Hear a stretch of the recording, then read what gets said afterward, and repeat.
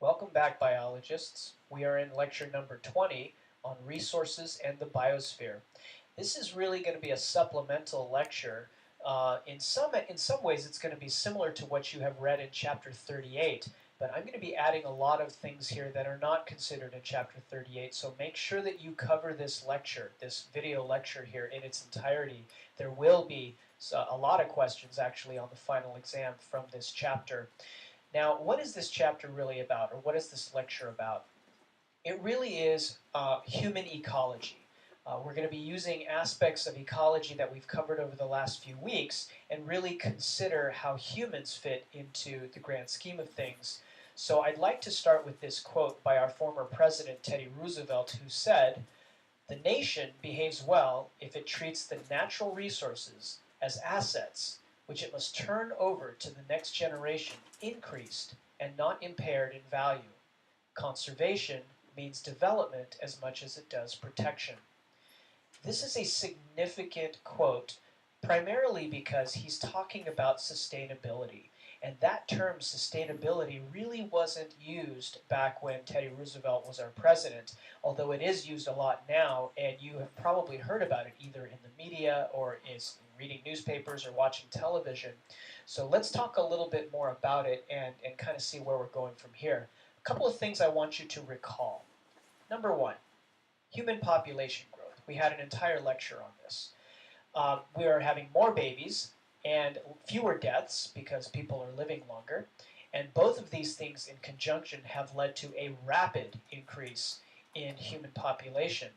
We also discussed the importance of agriculture, medicine, and hygiene to help boost that population. And we also talked about the economic imbalance that is created when you have countries that have a lot and many countries that have almost nothing. Another thing to consider is that humans are capable of occupying 17% of the Earth.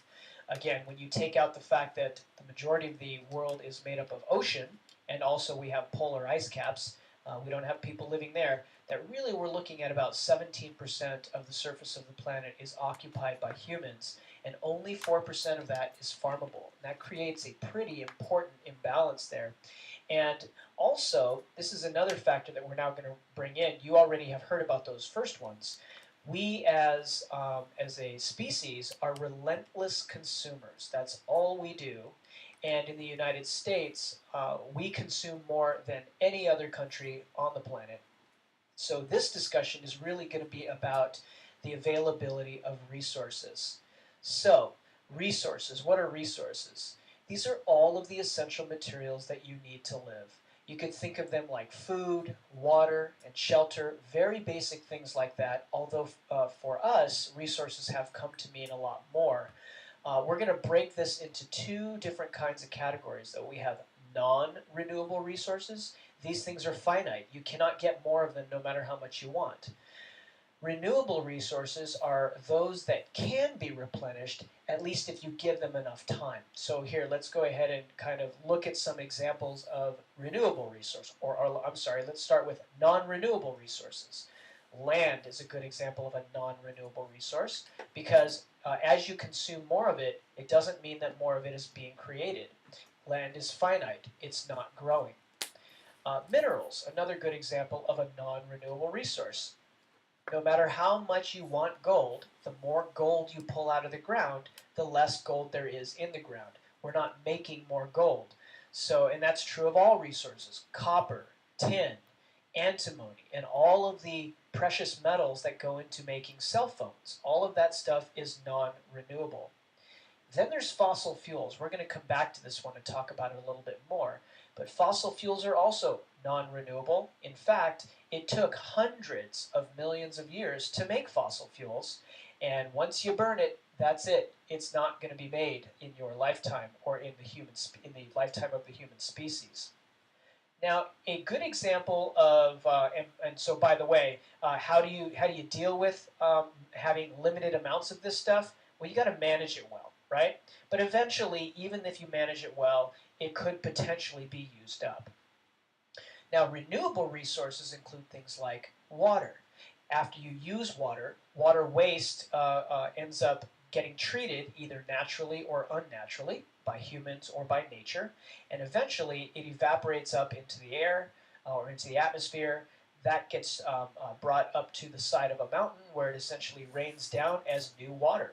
So water is able to renew itself. You're not making water, you're simply living within a water cycle. And we're going to talk more about the water cycle later. But animal stocks are also renewable. As long as you are consuming animals at or below the rate that they can reproduce, well, then it's renewable, right? That makes perfect sense. And management of these resources is key also. However, if you, for example, utilize those renewable resources faster than they can renew themselves, well, then essentially you're going to still strip them off the planet and drive them all to extinction. And, or in the case of water, you can overutilize it and use it faster than it's being replenished. So that's not a good idea either. So it's a management issue. Now, one consequence of poor management is pollution. Pollution is, by definition, undesirable alteration of the environment. And this generally is caused by unchecked human consumption of their resources. Basically, not living within a sustainable loop. We consume things, and at the end of the life of the things that we've consumed, we throw them away. But I'm here to tell you that there is no such place as away. When you throw something quote-unquote away, you're really just putting it somewhere out of sight, out of mind. But it never goes away. And this is a vicious cycle. The more people we have added to the planet, the more resources get consumed, even if we're being more efficient, and that ultimately leads to more pollution. And a classic case of finite resources and uncontrolled consumption of stuff would be this right here. This is a mountain. It's a man-made mountain. It's the Puente Hills landfill, which is actually near the corner of the 605 freeway and the 60 freeway. And if you're ever driving along that way, you'll notice that there's a mountain that has tiers along the side of it. This is a landfill. And this landfill is actually supposed to be full in 2012. That's like essentially imminent, right? And that's really important because where are we going to put our trash in a few years, right? Where are we going to put that stuff? Well, if we manage our resources a little bit better and we do more recycling, we try to find ways to reduce our waste, maybe we can get this landfill to last a little bit longer. But the reality is eventually you're going to fill this whole thing in. You're going to have a mountain of trash that 10,000 years from now, some archaeologist is going to go digging through there and see the remnants of an entire civilization and all of the trash and waste that we threw away. The Puente Hills landfill is a finite resource. So land. We need land though, right? We need land for living space. We need it as a place to grow our crops. We need to use it for industrial reasons. But there are some serious negative impacts to our lands. Most especially is erosion. Erosion is a huge problem. Erosion really results from water runoff over the land that essentially washes topsoil into the ocean. And you might think, well, isn't that a natural thing? Well, it is a natural event for water to flow over land, but it's not a natural event to be losing a huge amount of topsoil. And the way that we lose topsoil is ultimately caused by us removing vegetation and plants from the surface of our lands, and essentially removing the mechanism that might lock up soil and keep it in place.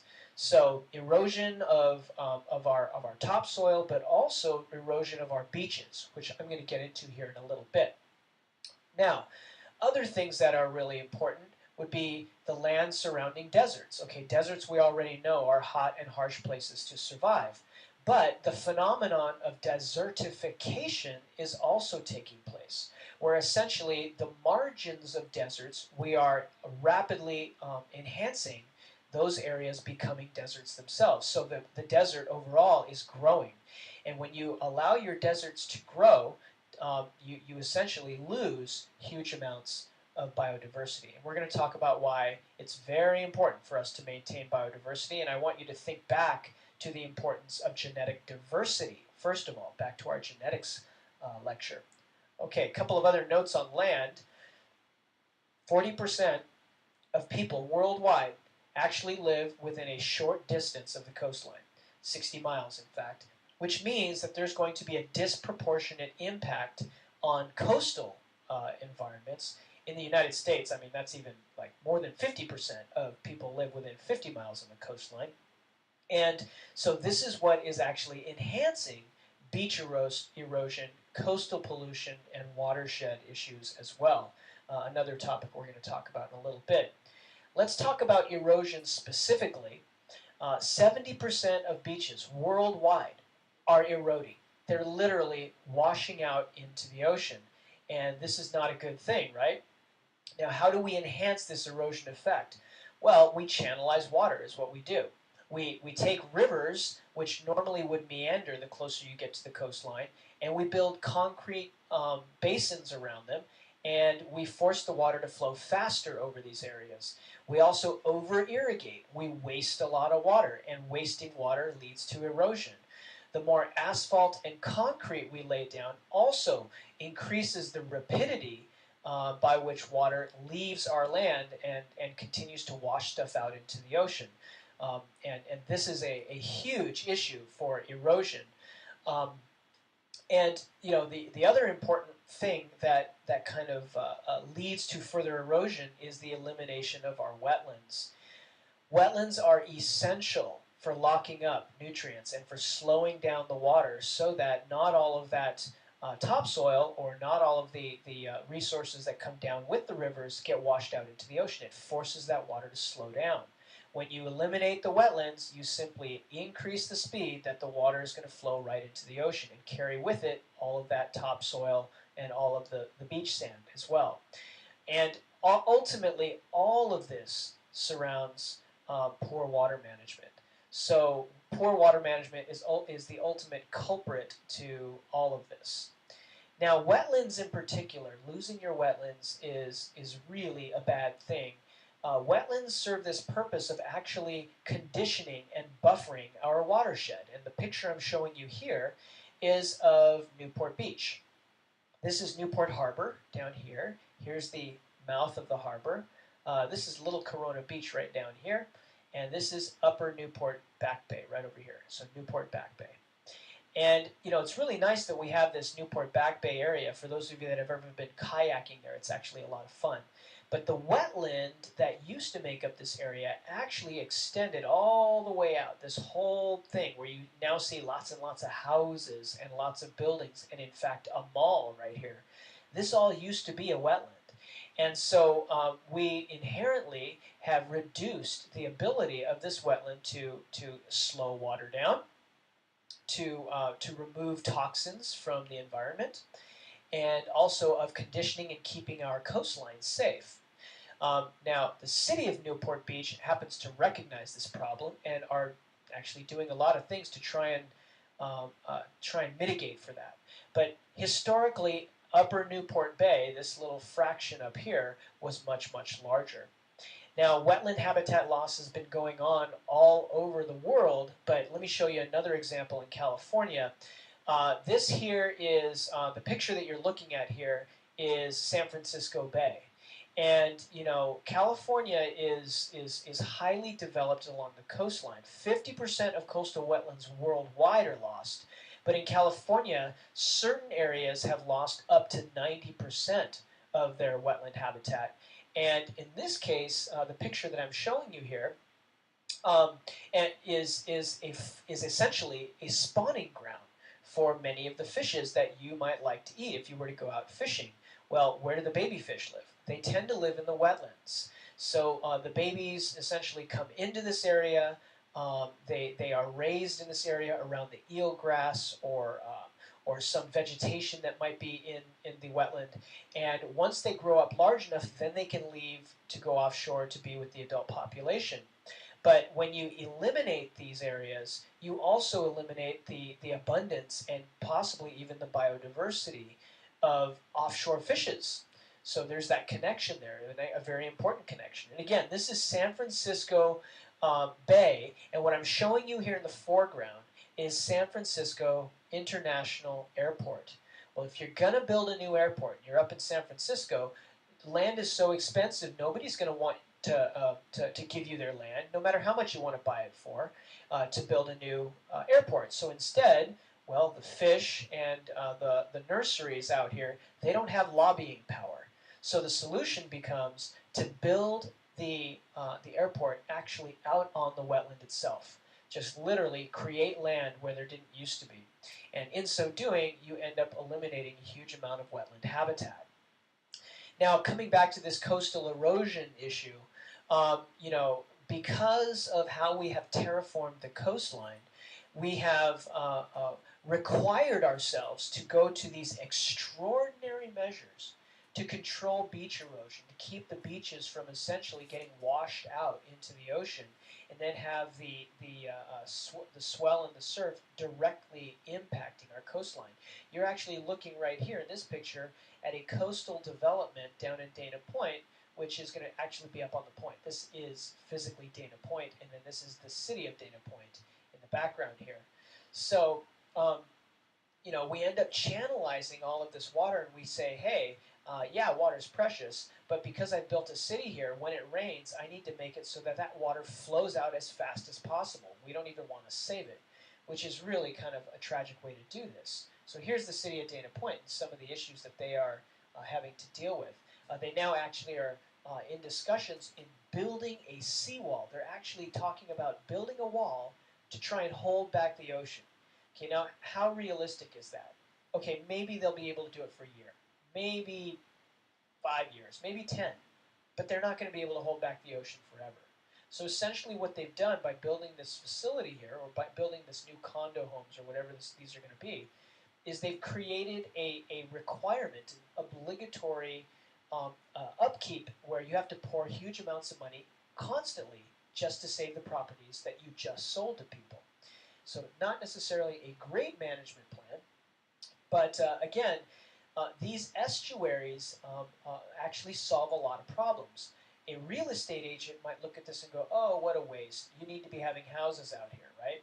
But the reality is when you remove this area and you put houses there, you have now removed the last protection that you might have against storms and also against pollution and adding nitrogen and other nutrients that we will talk about later directly out into the coastal environment, where it can create some major problems.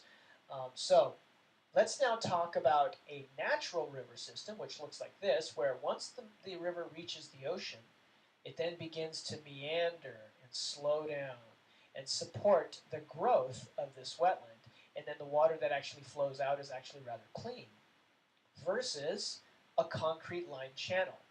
This is the Santa Ana River, and I have the word river in quotes because it's not really a river, is it? I mean, it's a concrete lined channel, essentially. So we need river water. I mean, river water is very, very important. This is where you could potentially get a lot of resource. And rivers naturally flood areas, and that's why the mouth of rivers tends to be very fertile areas where you can grow lots of crops. However, when you start doing crazy things like building civilizations in flood plains, where you know historically rivers are going to flood, well, what's the solution? Well, the modern day solution is don't build there. That's probably not a smart idea, right? But the old way of thinking of things was, well, no, we're going to build there, but we're smart engineers, so we're just going to hold back nature. That's what we're going to do. So the old solution was to channelize. And that's what you see up and down our coastline, from the LA River all the way down to the Santa Ana River, San Gabriel River. All of these rivers that are local in our area all have concrete lined channels. And in so doing, yes, it does protect against the natural flooding that would normally occur with rivers, but it also creates a huge runoff issue. And this, what you're looking at here, is ultimately what is driving erosion of topsoil and those sorts of things. So coming back to the city of Dana Point, these extraordinary measures to control beach erosion include the building of that seawall, and that's what you're looking at here. Is they're actually talking about building a seawall in front of this new housing development to try and save it. And the problem is that they don't always work, and oftentimes the best engineered projects end up creating huge issues. So let's say, for example, that you have a place built up on the cliffs here, and you have this normal escarpment that is created by the wind and swell just washing up and bashing that for thousands of years. Well, now what you're going to do is you are going to put a wall in the way because of sea level rise, for example, which is a consequence of global climate change or global warming, which we'll talk about later. But in so doing, you end up actually causing the problem to get worse because it ends up creating a situation where the sand, when it gets washed away by increased battering by waves, having a wall here creates a doubling effect where the water hits the wall, comes back, and washes the beach in front of it away even faster. Now you have a situation where the water can undermine that wall that you created. The whole thing falls over, and then you lose your house anyways. So what are you going to do in that case? Well, now we have to come back, 20 years later and build an even bigger wall. Well, it's not really. There are many people out there, including Surfrider Foundation, who is an ocean advocacy group. They don't feel that building a wall is the best solution. They actually feel that the best solution is to simply not build houses there. Find a place that is stable, and that's where you should build houses. And there's a lot of people that agree with them. Um, and so if you look at certain beaches along our coastline, both as a result of climate change and other issues, and beach erosion because of our terraforming of the lands, sand removal, that is the sand that is leaving our beaches, is occurring 40% faster than sand replenishment, or putting more sand on the beach, which is a natural process too. Where rocks up in the hillsides get battered and bashed by rivers as they run down, and they carry with them sand, which gets deposited on our beach. Well, that process is occurring slower than the process of having our sand removed, which ultimately results in the loss of beaches worldwide. Okay, so coming back to this desertification issue, 40% of lands on the planet are already deserts. They are basically uninhabitable. And desertification, again, just to remind you, is the transformation of those areas around existing deserts, what we call semi-arid land, into deserts, actually growing the desert. And this graph kind of shows you that, where the yellow areas are already deserts. They've been deserts for a long time. But the areas in orange around them are the areas that are at risk of desertification. And then the areas further out from that, this dark burnt orange one, that is where desertification is already kind of occurring. So it's really an unfortunate thing, because if you look at northern Africa, this place, which already had one of the biggest deserts in the world, is going through a situation where the desert is almost doubling in size. And this is directly linked, by the way, to the Ethiopian famine that happened very recently. And all of this desertification is the result of allowing our animals to overgraze lands. It's also the result of vegetation loss, so cutting down rainforests and doing stuff like that. And also increasingly removing the water from aquifers. We're going to talk about aquifers. These are underground water sources, and we are such relentless consumers of water that we're essentially draining our aquifers significantly, very, very significantly. Now, overgrazing in particular, again, this is one of those effects on desertification. If you allow your plants to be grazed by animals like sheep and cows and goats and those sorts of things, and you don't move them around your land because you're putting too many animals on a small plot of land, they end up grazing this grass and all of these other plants down to nubs.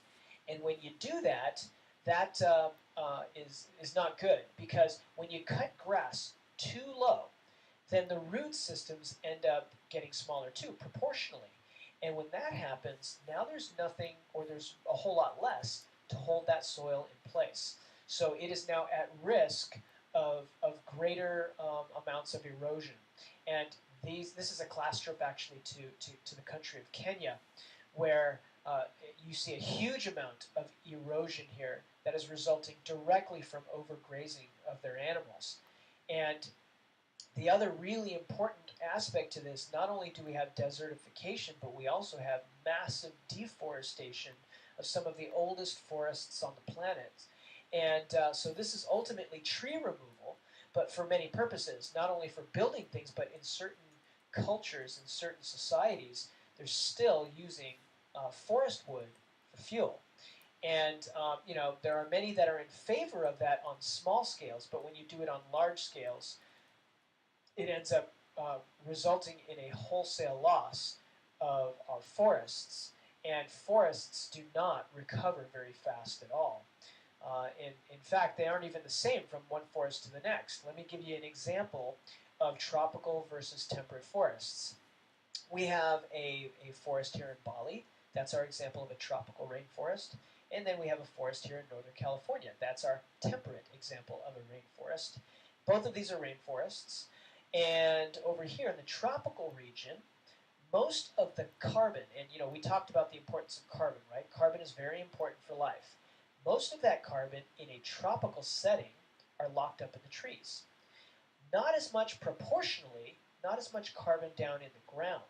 So, and that's actually in direct contrast to the forests that we have in temperate regions, where, yeah, there's a lot of carbon up in the trees, right? Because wood and all that other stuff you're looking at here, that's all carbon. But there's also lots of carbon down in the ground. And it has to do with the rate of decomposition. In a tropical rainforest, decomposition happens very rapidly, and it happens using bacteria mostly. But in a temperate rainforest, most of the decomposition is occurring with fungi, as well as some bacteria. But the systems are slightly different, and for that reason, they actually are impacted differently, and their abilities to recover are different. When you remove all the trees here, you remove a huge amount of carbon from the system. When you remove trees over here, you're removing a lot of carbon, but you did not remove the carbon from the forest floor. So what does this mean for recovery? It means that tropical rainforests can take hundreds, if not thousands, of years to recover from this kind of devastation. And yet, over here, tropical forests recover much more slowly. Over here, with good forest management, you can actually grow back a forest, and as long as you're doing it on small patchy scales, surrounded by lots of dense, older forests, it does less damage on the whole. But tropical forests, they just don't recover very well, if at all. Here's a shot of the Amazon rainforest after it's gone through a complete deforestation. And here's a picture of our Washington farms, where, again, I'm not to say that this is great, because there's a lot of people that are still very much up in arms about this kind of forestry practice, but it is not at least a wholesale loss of forests. And forest management in the U.S. is actually better than in most places. And here is a tree farm, actually, in Washington, the St. Helens Tree Farm, where they actually planted the forest back here in 1973, and they fertilized it in 1990, which means that they're probably ready to harvest it sometime in the next decade, and then they will replant it. But if you do it in a management style that looks like this, as long as you have large stands of trees still existing, well, then animals and other plants can continue to recover from this, but it really takes good forest management. Okay, now let's switch gears a little bit and talk a little bit about certain pollution practices. DDT is a classic case, and I want to talk about a concept called bioaccumulation. In the 1950s and 1960s, certain birds along the California coast, the brown pelican is the classic example, so fish-eating birds, their populations began to drop dramatically. And the reason why this was occurring is because of a huge pulse of DDT that was being washed into the ocean. DDT is a pesticide chemical, does a really effective job of killing insects. However, when it works its way up in the food chain, which we're going to look at in just a second, it ends up having a dramatic negative effect on the upper level apex predators, so the highest level predators, in this case brown pelicans. Once they got that DDT kind of circulating through their system, it didn't kill them. Instead, it made it so that they made very fragile eggs, where the eggshell was very thin, and as soon as they sat on their eggs to keep them warm, they would instead just crush them. And it created this huge pulse of unsuccessful reproduction in the 1950s and 60s. And by the end of the 1960s, this bird, which was otherwise, used to number in the hundreds of thousands, was now at risk of going extinct. That was a real big shock to us. Here's the brown pelican, and these guys eat fish, which are eaten by zooplankton, which eat phytoplankton. So these are small crustaceans that are eaten by the fish, and these crustaceans browse or graze on the phytoplankton. And the DDT gets washed into the water by overuse, and it ends up getting dissolved into the tissues of these phytoplankton, which are living in the water column. Now, they're normally at a very, very, very low level. I mean, you could almost not detect the DDT in the water itself. It's in very low concentration. But by the time it gets into the phytoplankton, it's now measurable. That's still a really small number, 0.00004 parts per million.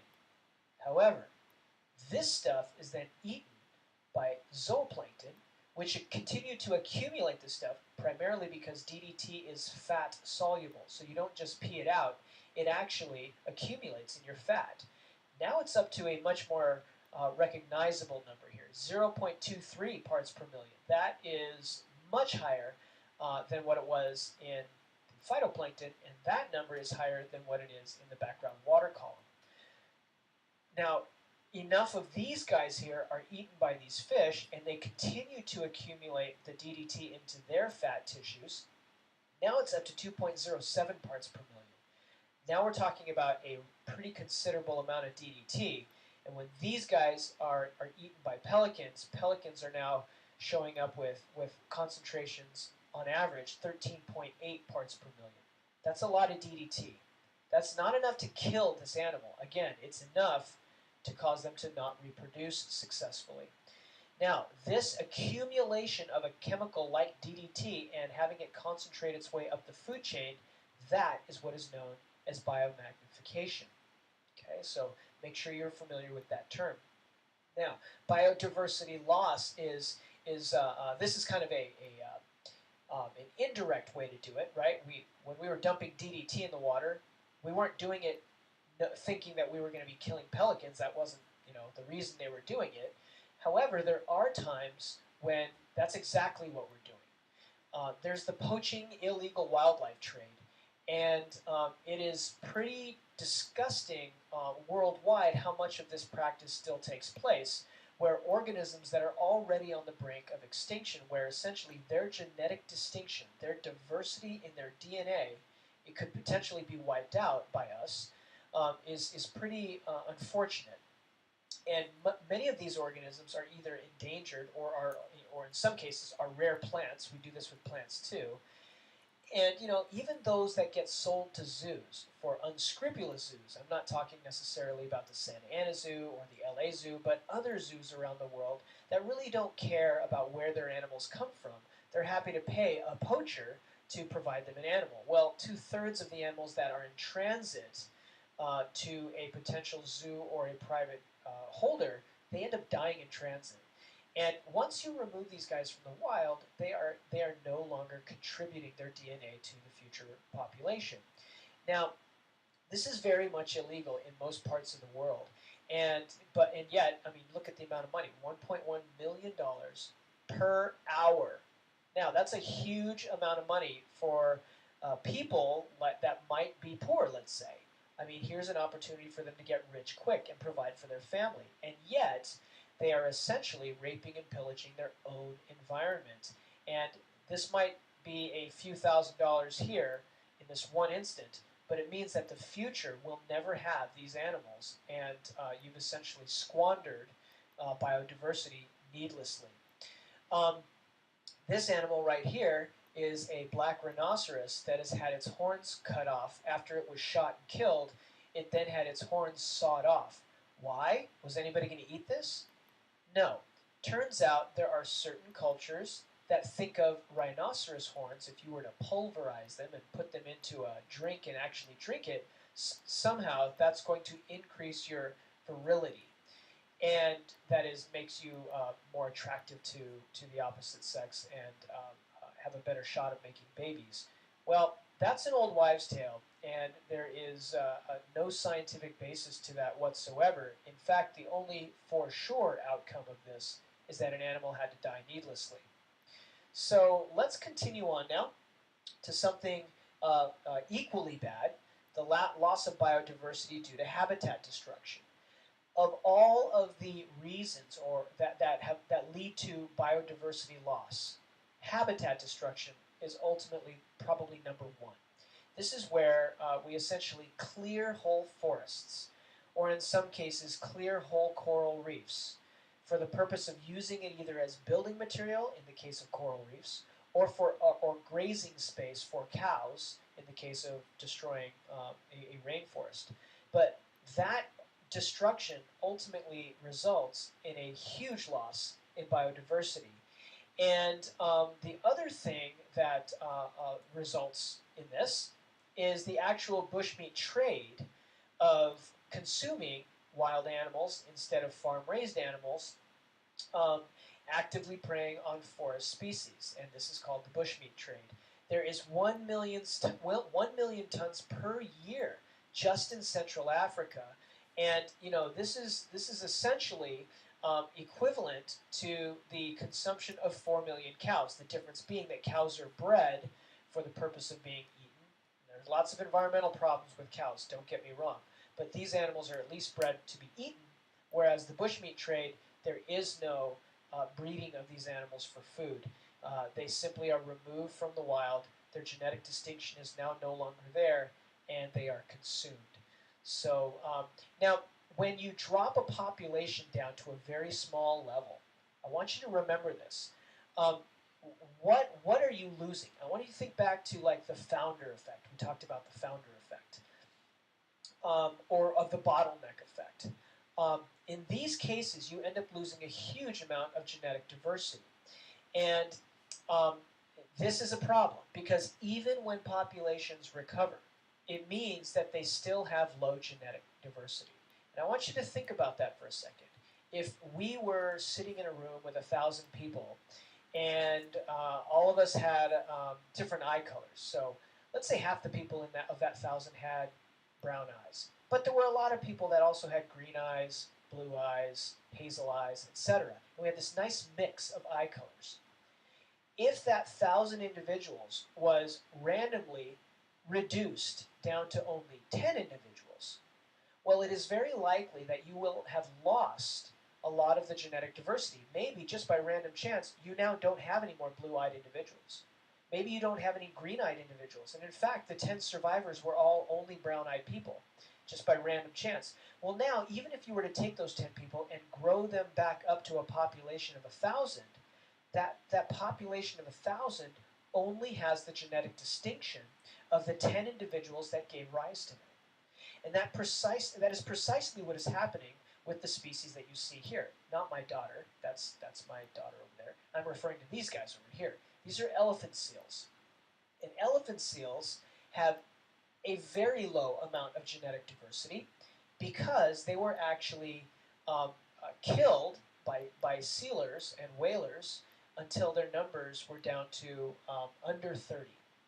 And we know that they had less than 30 individuals because if you go and you take DNA samples from all of these elephant seals, and there are over 10,000 of them now, they show the genetic distinction of a population of only 30 individuals.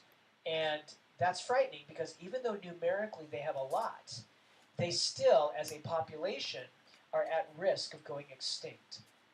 And the same thing is true for cheetahs as well. No matter how hard we try, cheetah populations are not going to do well in the future here. They just don't have the genetic diversity. Okay, now we're going to talk about a very important resource now. How about water? Water is really, really important.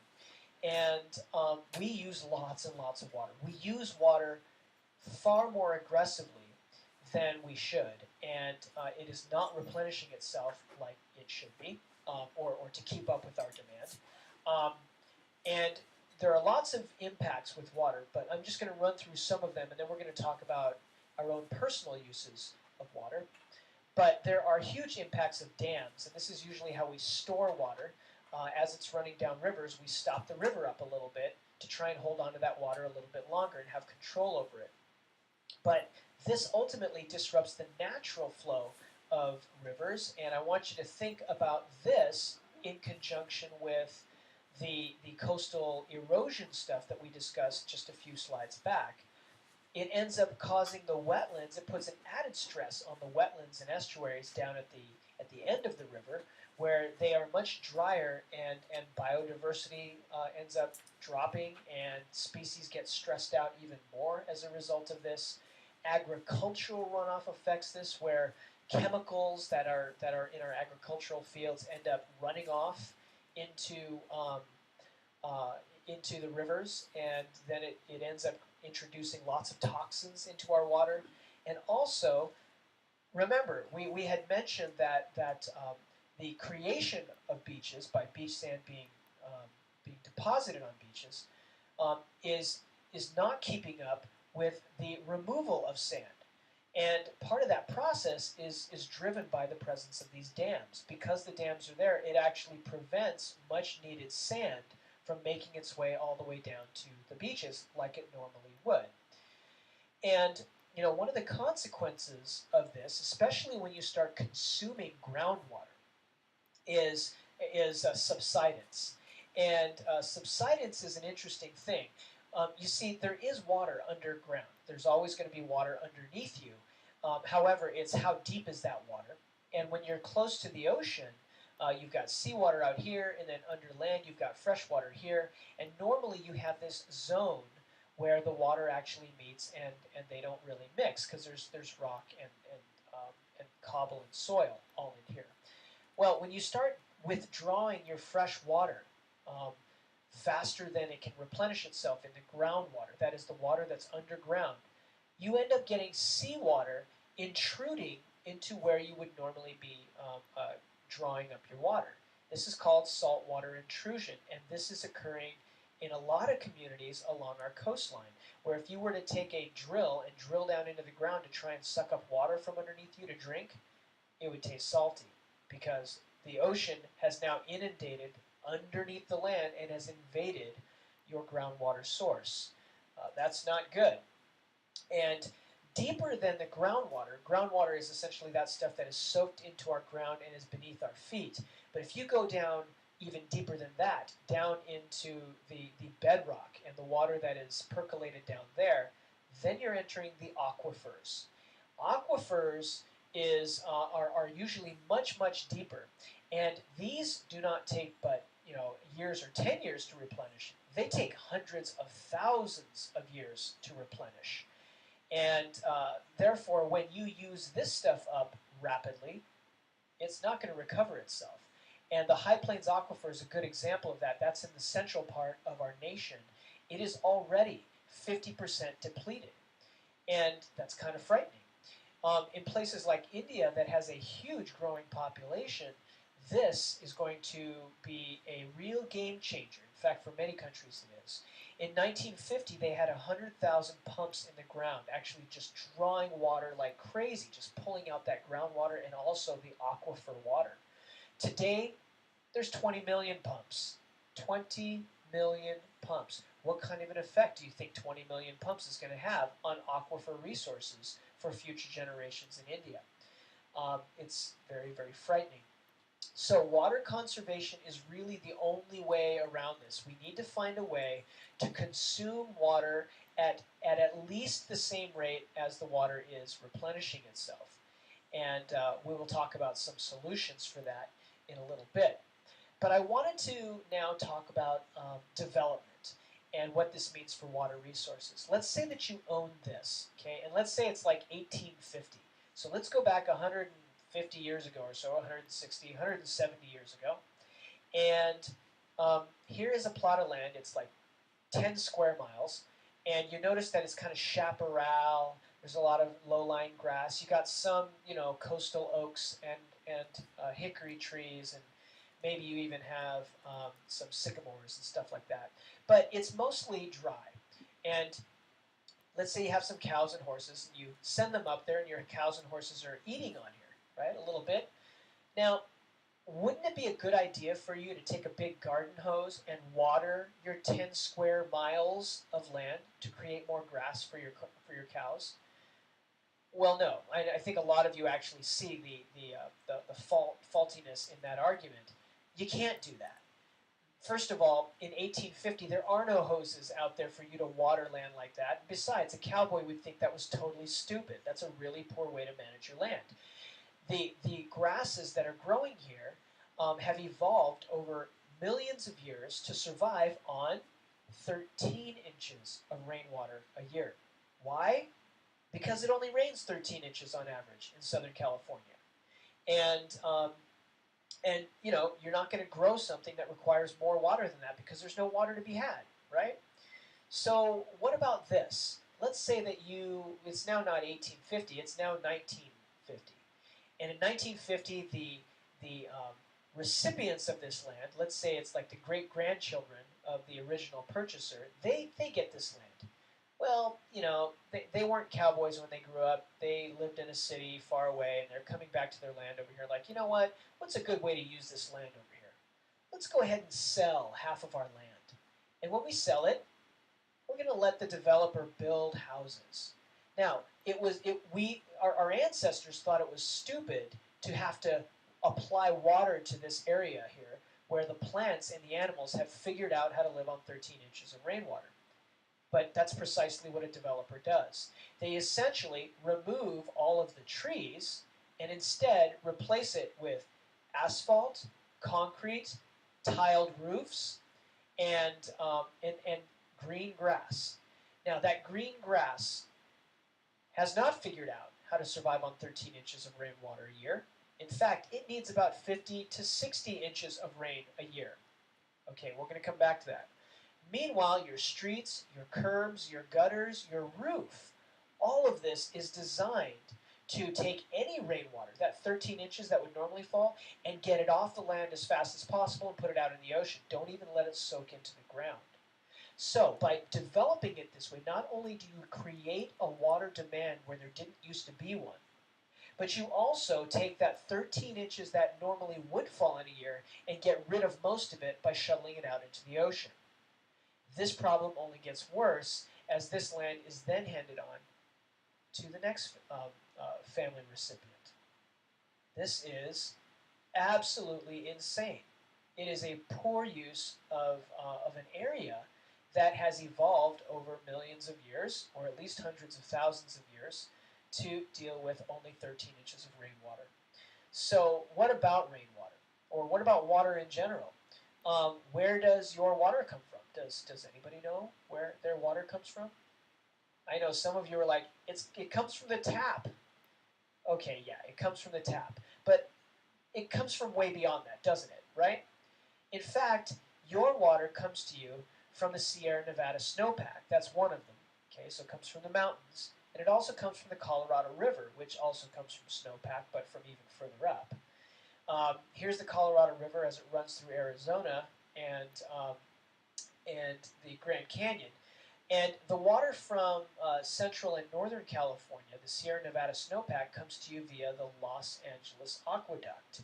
So all of that water is coming to you, and along the way, these rivers have to feed all of the communities. In the case of the Colorado River, that's the Colorado River. It doesn't look so big from the air, but it's feeding all the water to Las Vegas with 1.8 million people, San Diego with 3 million people, Phoenix with 4.3 million people, and then there's Los Angeles, 10 million people in LA.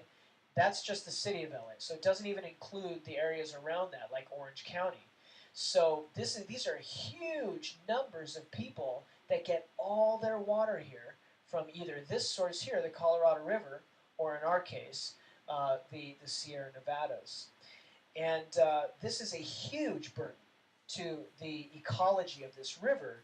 And by the way, this river used to flow into Mexico, and it would be a great freshwater source for Mexico if it weren't for the fact that this river happens to flow through the United States first, and we end up using up the majority of it.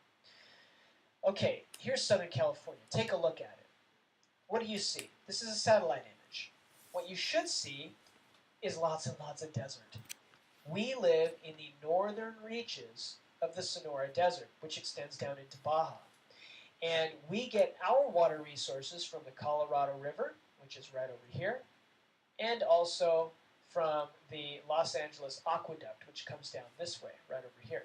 So the LA Aqueduct, the Colorado River, these are feeding the areas of Orange County, and then also over here, Los Angeles County is being fed by the LA River and Colorado River kind of equally. But the point is that we live in a desert here in Southern California without our own freshwater resources. And yet, we squander them most of the time. And in fact, it's amazing if it were possible to just, terminate this connection here, the Colorado River, and terminate this connection over here, we would be screwed. All of Southern California would be without its own water sources. And that would be really dangerous. And this has led to some major water issues in California. Let's think about the inequality of it all. The population of California, we're looking at 37 million people, but 24 million of those live in Southern California. So the majority of Californians live in Southern California. And, we use a lot of water in the Central Valley.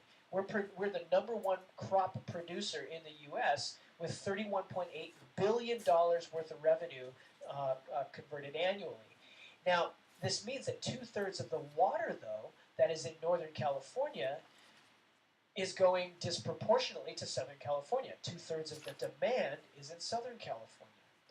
So this is incredible. Again, Los Angeles itself, 10 million people just in the city, plus 14 million that live elsewhere around the state. That is a huge demand for water, and it's unequal. Most of the people are down here, but most of the water is up here.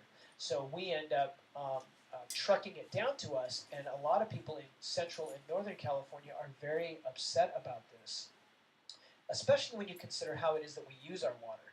Here's our Southern California stats. It rains on average about 13 to 14 inches per year. And yet, to grow typical grass that you might find on a golf course, 40 to 60 inches. Corn requires 22 to 25 inches. Lettuce, 50 to 100 inches. Well, that's kind of unfair when you consider how much it actually does rain here. The only way to get around this is going to be better water conservation. It has to become part of your way of life. Here's what we need. We need better water rights laws. We need to be a little bit more equitable with our neighbors who live up in Central and Northern California. Most of the water's up there, so maybe there's a more equitable way to distribute that water. We need better water reclamation. That water which we normally just let run off over our ground and out into the ocean, we need to be doing a better job of holding and saving that water.